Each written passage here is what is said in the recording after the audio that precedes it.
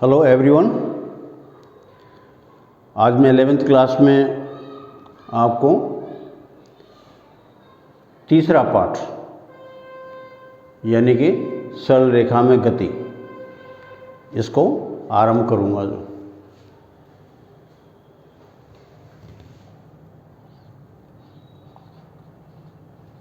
Class 11 science.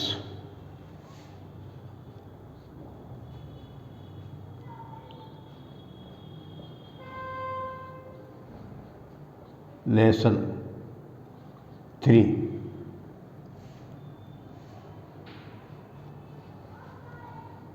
सरल रेखा में गति, motion in a straight line.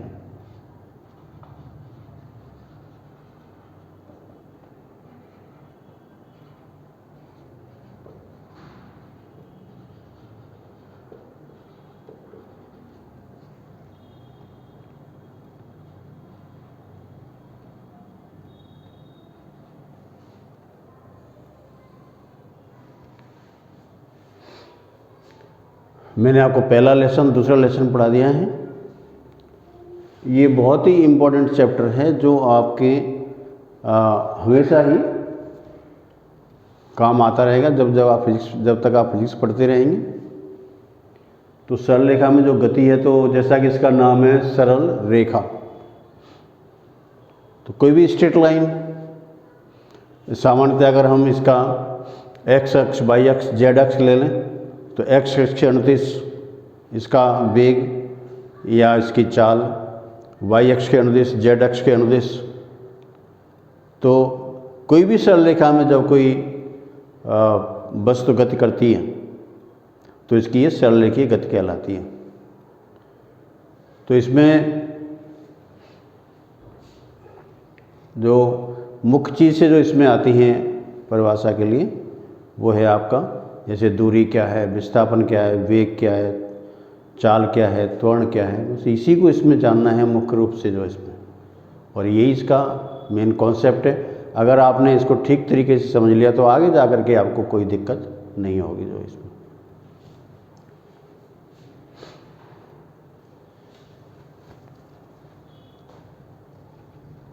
तो सरल रेखीय गति के अनेक उदाहरण हैं हमारे दैनिक जीवन में। आप देख सकते हैं जितने भी व्हीकल होते हैं वो एक स्ट्रेट लाइन के अंदर चलते हैं, जैसे चलता हुआ स्कूटर, जाता हुआ मोटरसाइकिल और चलती हुई साइकिल, और हम भी जब चलते हैं तो सीधे ही चलते हैं। तो एक सरल रेखा का अनुकरण करते हैं। तो जो सरल रेखीय पार्ट होता है उसी में जो इसकी गति होती है उसे हम सरल रेखीय गति कहते हैं। पहला हम इसमें ले रहे हैं दूरी, डिस्टेंस।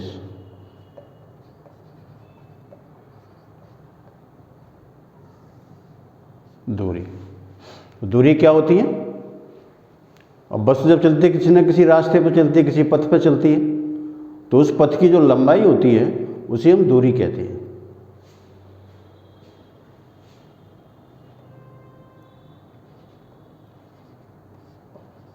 पथ की लंबाई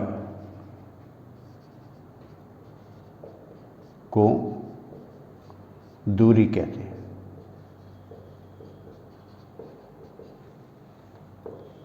अब पथ कैसा भी हो, अगर मान लो कि एक टेढ़ा मेढ़ा रास्ता भी है तो भी आपको यही देखना है कि टेढ़े मेढ़े रास्ते की उसकी कुल लंबाई उसकी कितनी होती है जो ये। तो जो कुछ भी आप लंबाई नाप लेंगे वो उसकी दूरी होगी।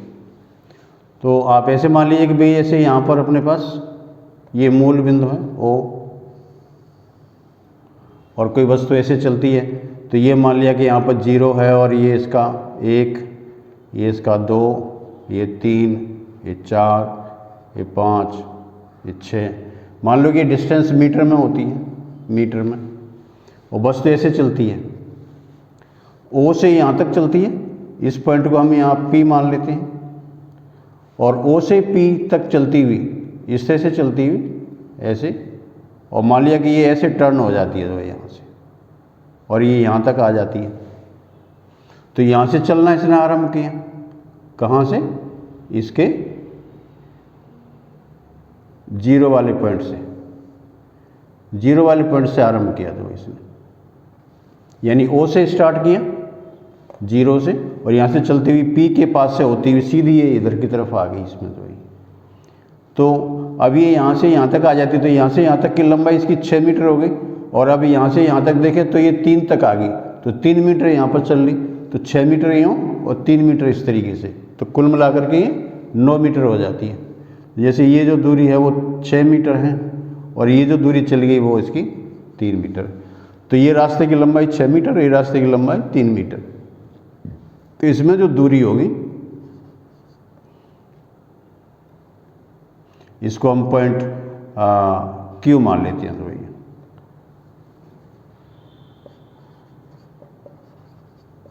बिंदु ओ से क्यू तक की दूरी equal 6 metre plus 3 metre equal to 9 metre distance तय होगी। तो जो भी रास्ता ये फॉलो करें वही उस रास्ते की लंबाई जो होती है वो इसका दूरी कहलाती है। तो दूरी क्या होती है, एक तो ये है कि ये अदिश राशि होती है,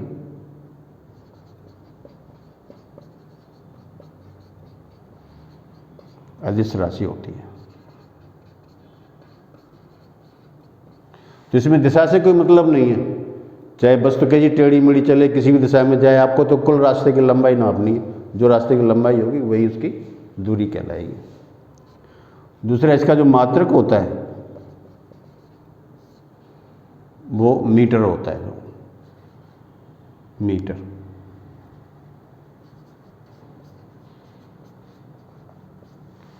तो इसमें दिशा से कोई लेना देना नहीं होता है। तो दूरी का मान शून्य कभी नहीं होता।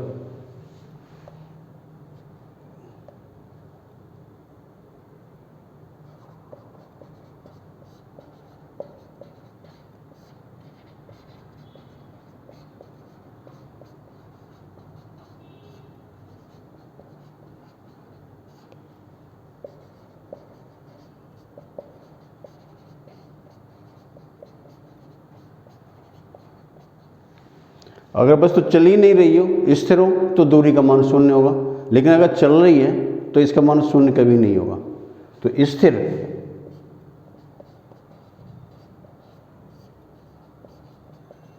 वस्तु की दूरी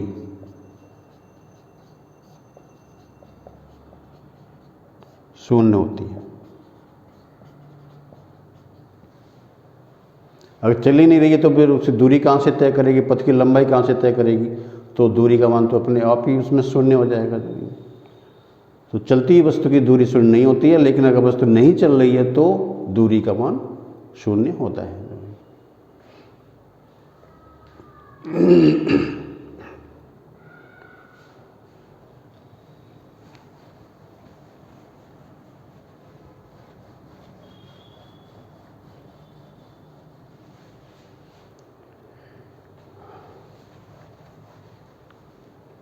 दूसरा है विस्थापन, डिस्प्लेसमेंट।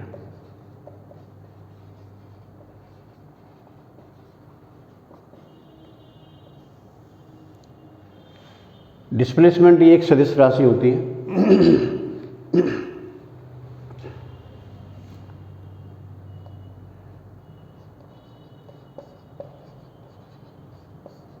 निश्चित दिशा में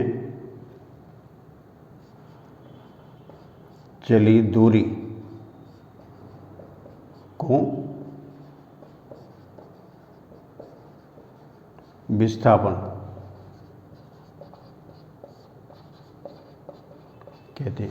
अब इसमें दूरी तो है ये, लेकिन निश्चित दिशा, तो यहाँ पर डायरेक्शन का बोध होता है इसके अंदर। अगर डायरेक्शन बदल जाएगी तो इस विस्थापन का मान बदल जाएगा जो भी। और दूसरा हम इसमें ये कह सकते हैं, एक दूसरी परिभाषा और है इसमें,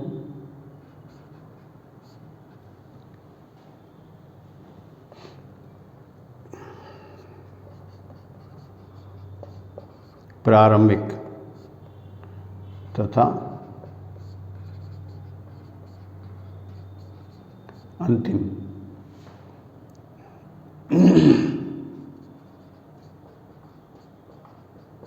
स्थितियों के बीच दूरी को विस्थापन कहते हैं।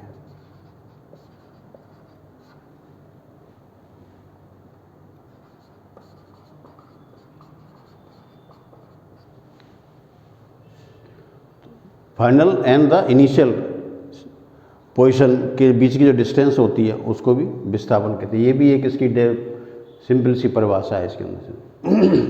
जैसे मैंने अभी आपको बताया कि एक नंबर लाइन है, ये इसका 0 है, यहाँ पर 1 है, यहाँ 2 है, ये 3, ये 4, ये 5 और फिर मान लेते हैं कि यहाँ पर ये 6 है। तो अभी मैंने आपको एग्जाम्पल दिया कि भाई कोई वस्तु यहाँ से चलना आरंभ करती है ऐसे, और ये ऐसे चलती हुई और ये यूँ आ जाती है यहाँ तक। मान लो कि ये पॉइंट है इसका, 0 से आरंभ होती है, 6 मीटर जाती है और फिर यहाँ से वापस लौटती है और ये 3 तक आ जाती है। जो यहाँ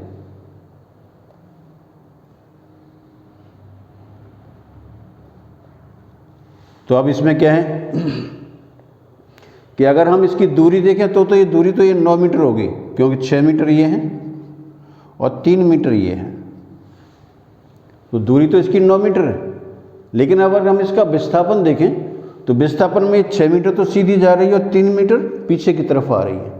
तो पीछे की तरफ आई तो डायरेक्शन बदल गई इसकी, पहले की जस्ट विपरीत हो गई। तो अब क्या करेंगे कि ये जो दूरी होगी इसमें 3 मीटर, ये माइनस के अंदर लेंगे दूरी, तो 6 माइनस 3 यानी कि 3 मीटर इसकी दूरी हो गई, विस्थापन हो गया इसका। और वैसे भी इस परिभाषा के अनुसार देखें प्रारंभिक और अंतिम, तो प्रारंभिक स्थिति इसकी ये है 0 पर और ये यहाँ पर इसकी 3 पर है, तो 0 से लेकर 3 तक ये इसकी 3 मीटर की विस्थापन हो गया। तो इसी स्थिति में जो विस्थापन है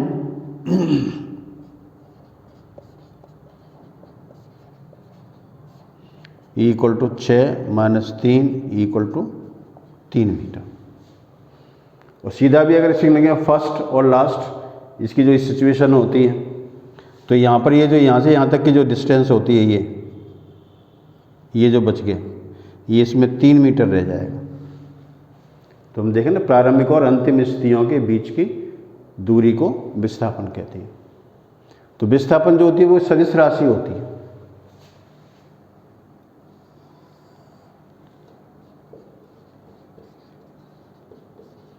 विस्थापन सदिश राशि है। इसमें दिशा का बोध रखना बहुत ज़रूरी होता है।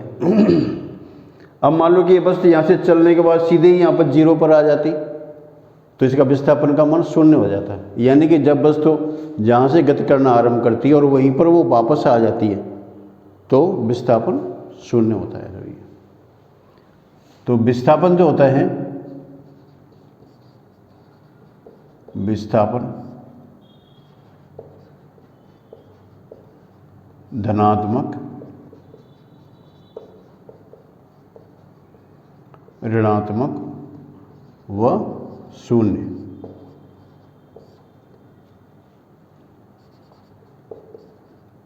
हो सकता है।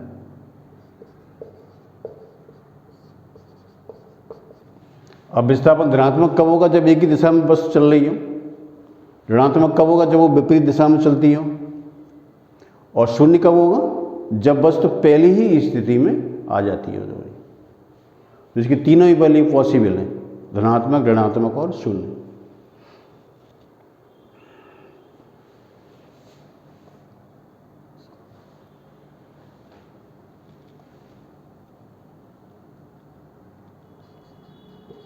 यदि गति करती वस्तु प्रारंभिक स्थिति में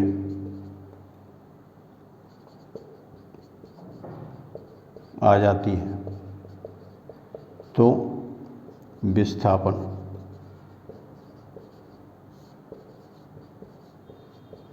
शून्य होता है।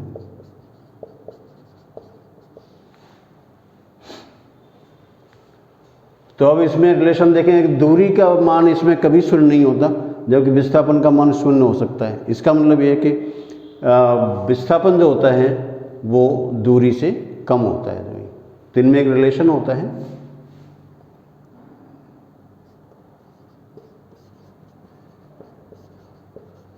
विस्थापन अपॉन दूरी।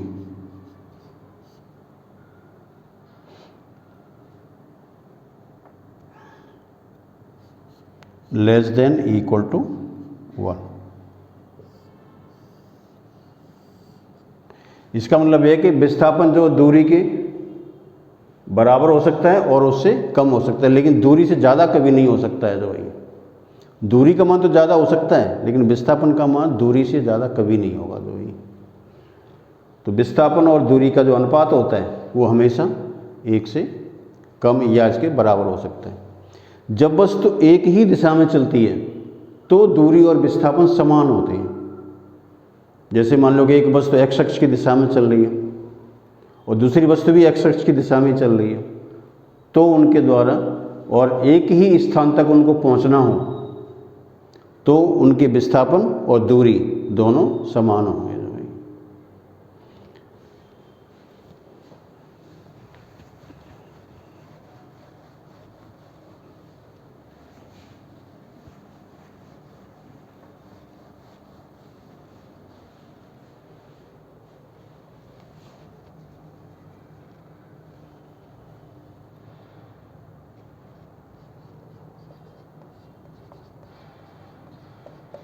एक ही दिशा में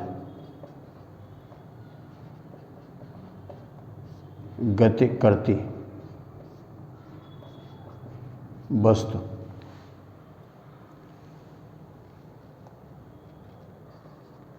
की दूरी व विस्थापन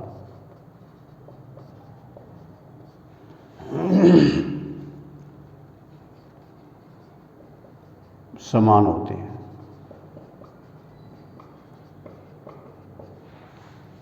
लेकिन अगर मान लो कि ये सपोज करो कि ये इसका x अक्ष है 0 और ये x।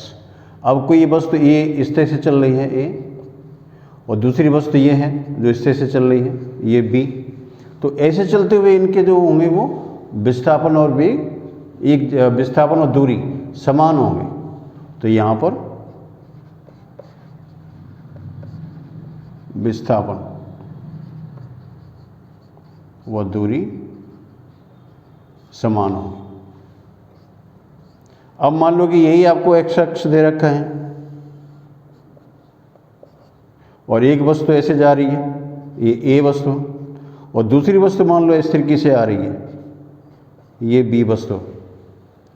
तो इनके विस्थापन और दूरी समान नहीं है। इनकी विस्थापन और दूरी दोनों समान नहीं है, क्योंकि एक तो पॉजिटिव दिशा में जा रही है और एक इसकी नेगेटिव दिशा में जा रही है। ये इसकी पॉजिटिव डायरेक्शन है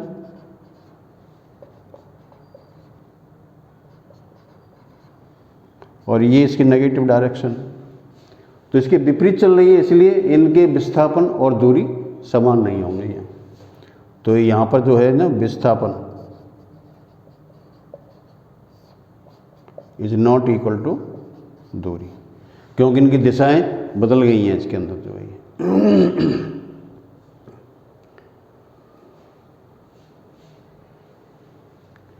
अब जैसे मान लो कि सपोज करो कि ये एक सर्किल है,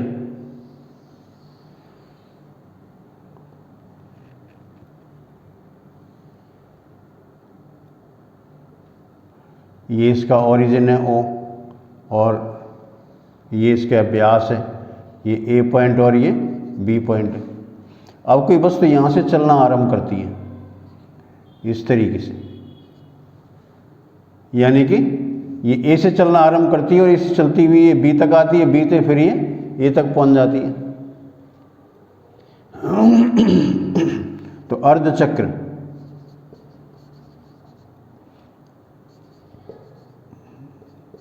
अर्धचक्र में दूरी इक्वल टू, इसकी हम त्रिज्या यहाँ r के बराबर मान लेते हैं। तो ये दूरी इतनी चलेगी जो कि इसकी आधी परिधि के बराबर है। तो आधी पर दिए तो इसका मतलब पाई आर, और इसमें विस्थापन कितना होगा,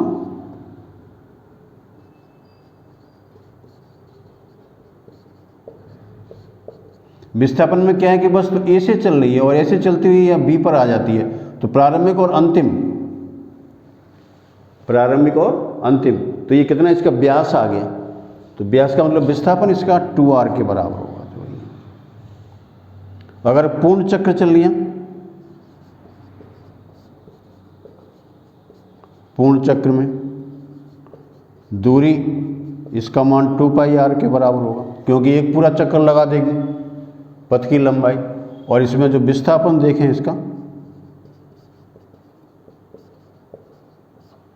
तो ये इसका 0 हो जाएगा, क्योंकि ए से चलना आरंभ करती है और वापस ये ए पर आ जाती है। तो आप ऐसे समझ सकते हैं कि ए से ये बी पर पहुंच गई और बी से फिर वापस ए पर आ गई जो, तो ऐसे डिस्टेंस चली वो इसकी पॉजिटिव और उल्टी चली तो इसमें नेगेटिव, तो टोटल लेंगे तो ये 0 हो जाएगी। तो इस तरह से वस्तु जब चलती है तो उसकी दूरी का मान कभी शून्य नहीं होता है, लेकिन विस्थापन का मान शून्य हो सकता है। तो यह है विस्थापन और दूरी में अंतर।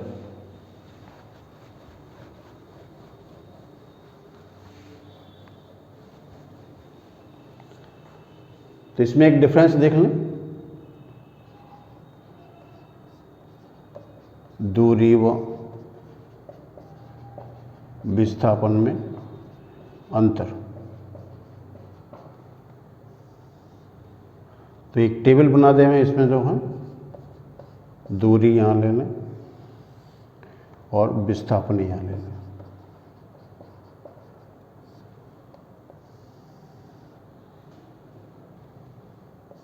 तो इसमें देखें तो दूरी दूरी जो है अदिश राशि होती है और ये जो है सदिश राशि होती है।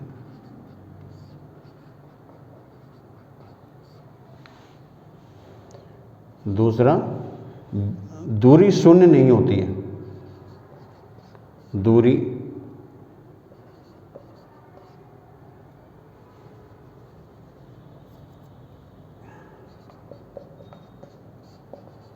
गति करती वस्तु की दूरी शून्य नहीं होती है। इसमें क्या है,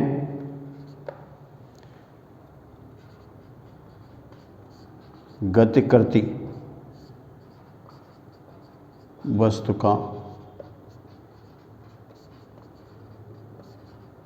विस्थापन शून्य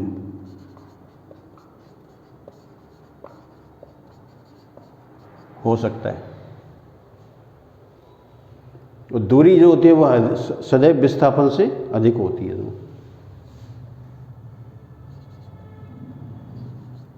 दूरी ग्रेटर देन विस्थापन। और इसमें अगर हम देखें तो विस्थापन, इसका उल्टा कर दें, विस्थापन लेस देन इक्वल टू दूरी। विस्थापन का मान दूरी से कम होगा या फिर इसके बराबर होगा जो ये। तो ये इसमें डिफरेंसेस हैं दूरी और विस्थापन में।